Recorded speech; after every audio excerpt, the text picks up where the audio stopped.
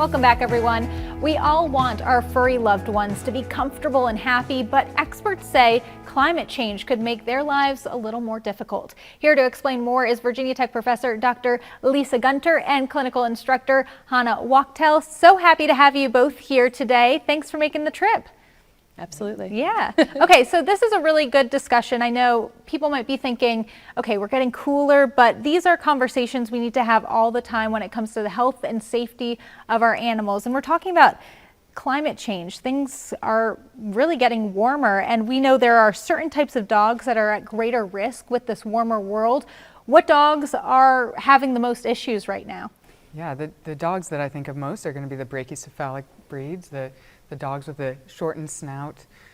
So thinking about pugs, French bulldogs, bulldogs are going to be kind of the most common breeds. Yeah, those little squishy faces. Yeah. They're so cute, but they cause some issues. Talk to me a little bit about the what is the issue? It's something to do with their respiratory system, right? Yeah. They're very prone to having this BOAS, this brachycephalic obstructive airway syndrome, and so they get a number of things, an elongated soft palate, so in the back of the throat.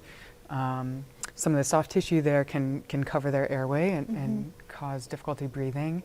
Their trachea or windpipe is often smaller in diameter than other breeds.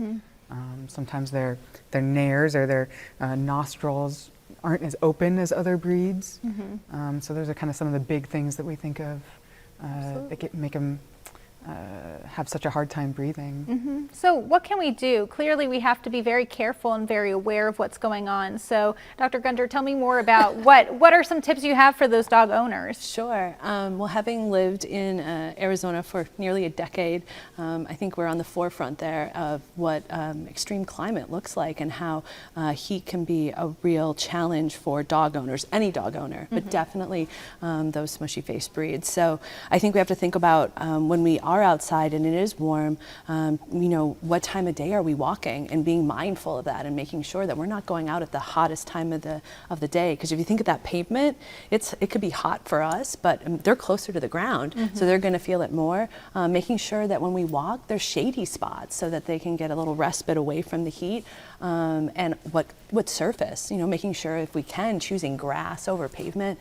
And then last but not least, making sure you're always you know, when you walk, have water with you, because really that can I think make, without water, it can make a bad situation even worse. Absolutely. So just being prepared with everything and kind of being strategic with those walks and where you're going. Absolutely. So Dr. Wachtel, talk to me. You are in emergency veterinary medicine. What are some of the signs of heat stroke, and what do you see come through your doors at those critical times? Yeah, so I think owners will see really heavy panting, maybe more so than you would expect. Sometimes they'll be drooling. Often they're not neurologically appropriate, so they might be a little dull. Sometimes they can even have seizures. Sometimes they'll see bruising. You know, any of those signs.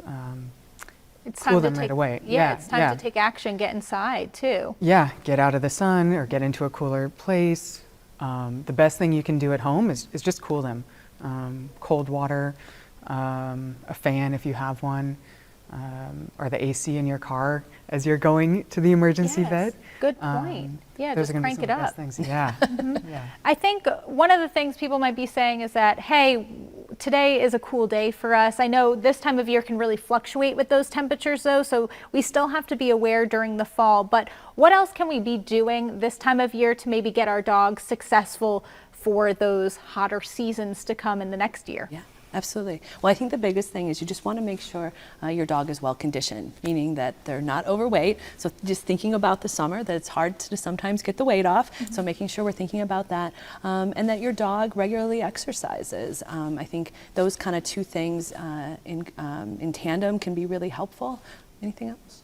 No, I think yeah. I think those are the big things. Yeah, just being mindful of the overall health of your dog. You're going to set them Absolutely. up for success if they're healthy and happy too. Yes. Well, thank you so much. These are great tips for everyone and an important discussion to have, especially as we see maybe the temperatures go up and down over the next month or so. Yes. So thank you very much, and hopefully we'll have you back sometime Absolutely. soon to talk more pet tips.